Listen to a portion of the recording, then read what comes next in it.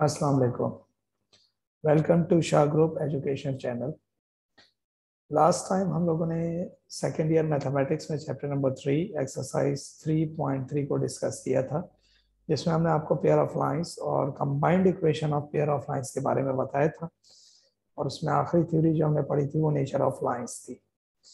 अच्छा, अब होता ये है कि पेयर ऑफ लाइंस में दो अलग अलग लाइंस होती हैं। यानी अगर आपसे कोई कहे कि पेयर ऑफ लाइंस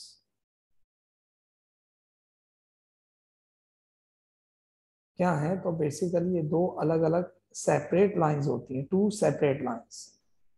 ठीक है, ये दो सेपरेट लाइंस होती हैं। ये मैं लिख रहा हूं कि दो अलग अलग लाइंस का ओरिजिन से गुजरना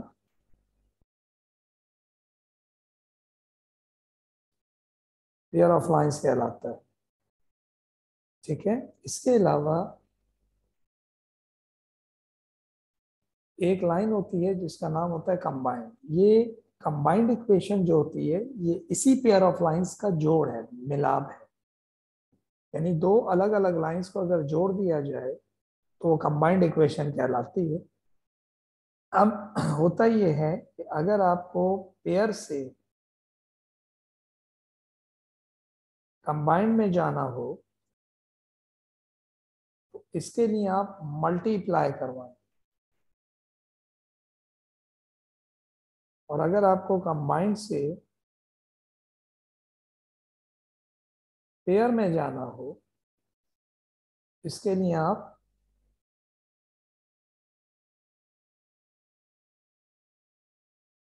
फैक्टराइजेशन करेंगे, यानी फैक्टर। तो पेयर से कंबाइंड में जाने के लिए मल्टीप्लाई कराओ, और कंबाइंड से पेयर में जाने के लिए फैक्टर करवाओ। ठीक है, अब ये जो पेयर ऑफ लाइंस हैं किस तरह से ड्राइव हुई है इसके बारे में मैं थोड़ा सा आपको बता दूं। असल में ये जो कंबाइंड इक्वेशन होती है तो कुछ इस तरह से होती है कंबाइंड इक्वेशन। ये दो वेरिएबल्स का क्वाड्रेटिक है, 2hxy plus vy² is equal to 0। ये दो वेरिएबल्स का क्वाड्रेटिक होता है, यानी इसमें एक ही इक्वेशन में दो वेरिएबल्स पे स्क्वायर रखा हुआ होता है। तो हम पहले इसको सिंगल वेरिएबल में कन्वर्ट कर देते हैं। उसके लिए हम लिखेंगे डिवाइडेड बाय x²। जैसे हम इसे डिवाइड करेंगे x² से, तमाम टर्म्स x² से डिवाइड हो जाने के बाद vy² upon x² is equal to 0। Square से गया, बचा x प्लस x² गया 2h y अपॉन x, और इन दोनों में से हमने y अपॉन x² कॉमन ले लिया। इन दोनों में से स्क्वायर कॉमन ले लिया। अब हमने लेट कर लिया कि z बराबर है y अपॉन x की। ये इक्वेशन बन जाएगी bz² plus 2hz plus a is equal to 0।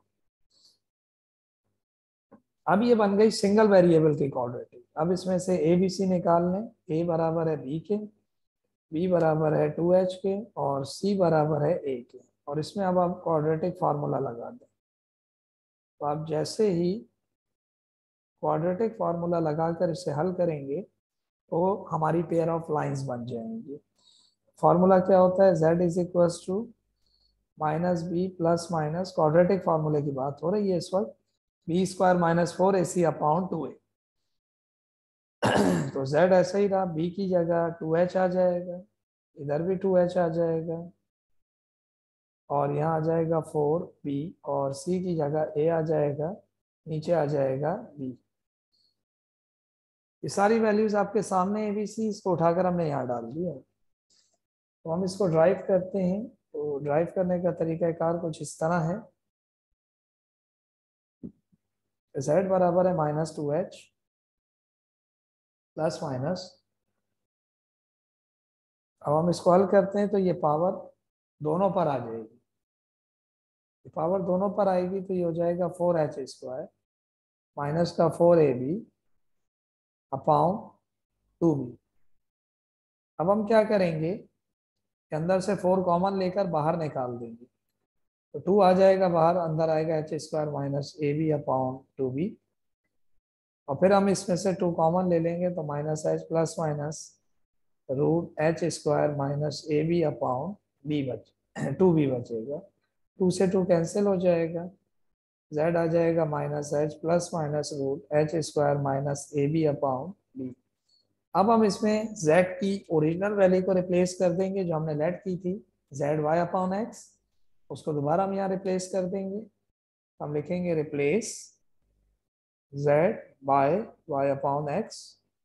जैसे हम इसे रिप्लेस करेंगे तो y upon x minus h plus minus √h² minus ab upon b रहेगा।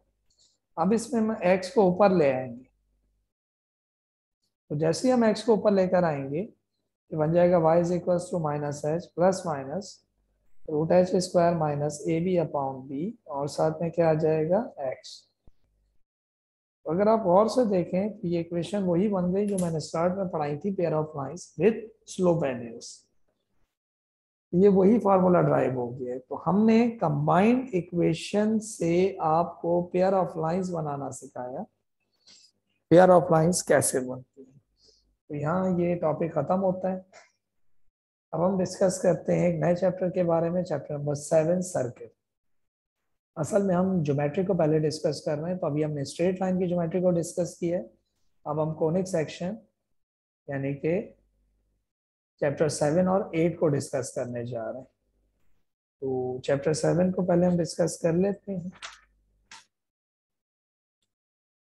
चैप्टर नंबर 7 जिसका नाम है सर्किल।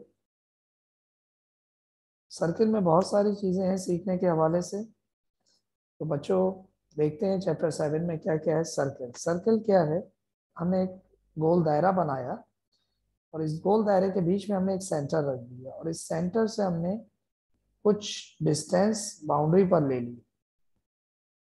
आपको नजर आ रहा होगा, हमने कुछ डिस्टेंस लिए है बाउंड्री पर, और हर डिस्टेंस पर हमने ये पॉइंट लगा दिया, ठीक है। तो ये जो सेंटर से बाउंड्री तक का डिस्टेंस है, ये सारे के सारे रेडियस कहलाते हैं। सबको क्या कहते हैं, रेडियस। अच्छा, रेडियस कहीं से भी लिया जाए तो वो लेंथ आपस में बराबर रखता है, और ये जो बाउंड्री के ऊपर वाला पॉइंट है इसे कहते हैं लोकस ऑफ सर्किल। बाउंड्री के पॉइंट को लोकस के नाम से जाना जाता है। तो ऐसा कोई भी कर्व जो अपने फिक्स पॉइंट से लोकस तक के डिस्टेंस, तमाम डिस्टेंस बराबर रखे, ऐसा कोई भी कर्व जो अपने फिक्स पॉइंट यानी सेंटर से लोकस यानी बाउंड्री तक के पॉइंट में तमाम डिस्टेंस को इक्वल रखे, उस कर्व को सर्किल कहते हैं।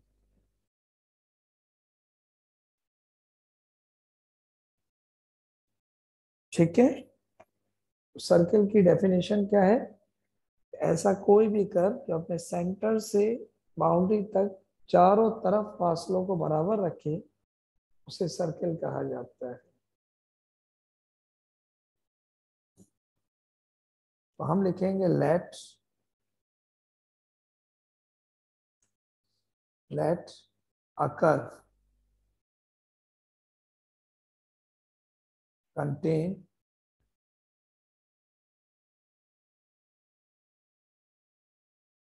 equal distance from a fixed point center to the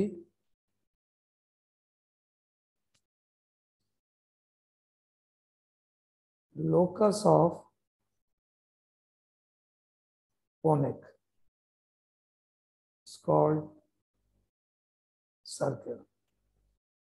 हमने लिखा let a curve contain equal distance from a fixed point center to the locus of conic is called circle. इसके अलावा circle में कुछ parts हैं, वो पार्ट्स आपको बता देते हैं इस पार्ट्स के बारे में क्या है डिस्कशन।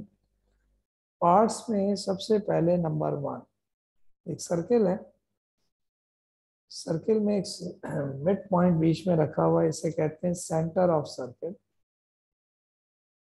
इस पॉइंट का नाम होता है सेंटर ऑफ सर्कल और मिड ऑफ सर्कल, इसे मिड ऑफ सर्कल के नाम से भी जाना जाता है।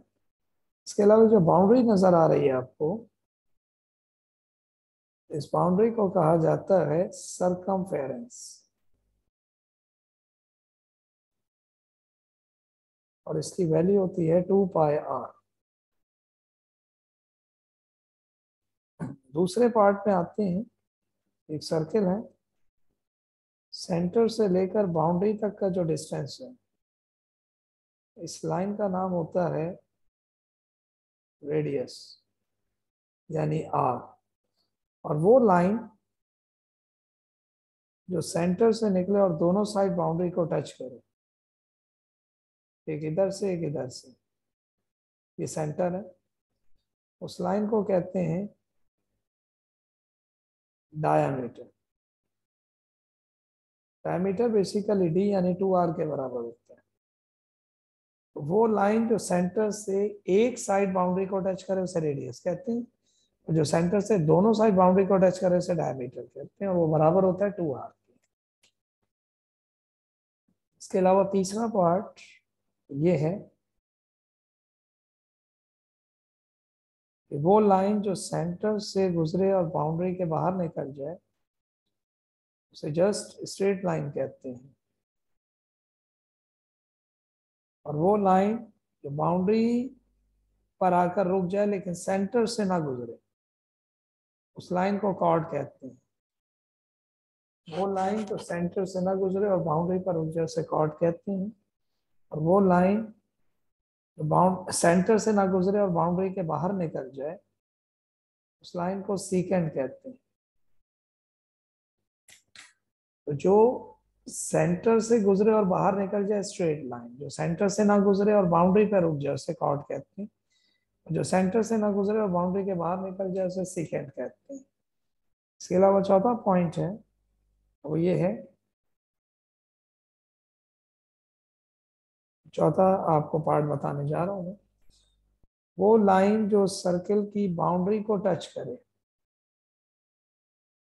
उस लाइन का नाम होता है टेंजेंट, और वो लाइन जो टेंजेंट पे 90 का एंगल बनाए और सेंटर से गुजर जाए उस लाइन का नाम होता है नॉर्मल।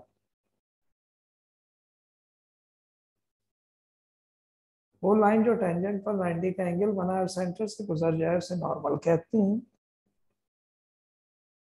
इसके अलावा पांचवा पार्ट, वो पॉइंट जो सर्किल के बाहर रखा हो उसे कहते हैं एक्सटीरियर पॉइंट, और वो पॉइंट जो सर्किल के अंदर रखा हो उसे कहते हैं इंटीरियर पॉइंट, और वो पॉइंट जो सर्किल की बाउंड्री पर रखा हो उसे कहते हैं पॉइंट ऑन द सर्किल। इसके अलावा उसका नाम होता है लोकस। इसके अलावा उसे पासिंग थ्रू भी कहते हैं, पासिंग थ्रू भी कहते हैं। ठीक है, तो ये वो सर्किल के पार्ट्स थे जिनके बारे में हमने डिस्कस किया। तो दोबारा से बता देते हैं आपको पार्ट्स में क्या क्या है।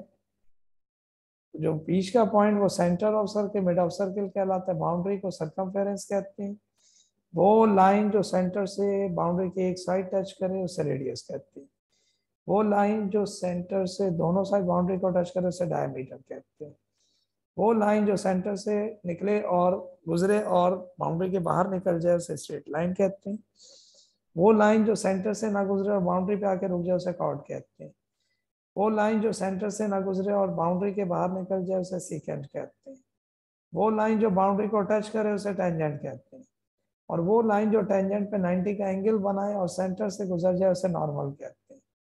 वो पॉइंट जो सर्कल के बाहर रखा हो उसे एक्सटीरियर पॉइंट कहते हैं, वो पॉइंट जो अंदर रखा हो उसे इंटीरियर पॉइंट कहते हैं, और वो पॉइंट जो बाउंड्री के ऊपर हो उसे point on the circle, locus और पासिंग थ्रू कहते हैं।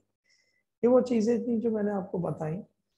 अब हम सर्कल के फॉर्मूलों के बारे में डिस्कस करेंगे, लेकिन वो नेक्स्ट वीडियो में इंशाल्लाह ताला आपको बताएंगे। तो अगर आप इसी तरह और फार्मूले और चीज़ों को सीखना चाहते हैं, मैथमेटिक्स के मुख्तलिफ फार्मूले और मुख्तलिफ टर्म्स के बारे में जानना चाहते हैं, तो हमारा शाह ग्रुप एजुकेशनल का चैनल सब्सक्राइब कीजिए, बेल आइकन को प्रेस कीजिए, और इसी तरह मालूमाती वीडियोस जो मैथमेटिक्स से रिलेटेड हों उनसे फ़ायदा और मुफीद हासिल कीजिए। तो आप अपने दोस्तों में भी इस चैनल को शेयर कीजिए ताकि उन्हें भी चीज़ों के बारे में और पार्ट्स और फार्मूलाज और मुख्तलिफ चीज़ें जो मैथमेटिक्स में मौजूद हैं उनके बारे में उनको भी पता चलता रहे। तो इस अपनेपन के साथ अपन का बहुत ख्याल रखेंगे। आपसे इंशाल्लाह ताला नेक्स्ट वीडियो में मुलाकात होगी। अस्सलाम वालेकुम।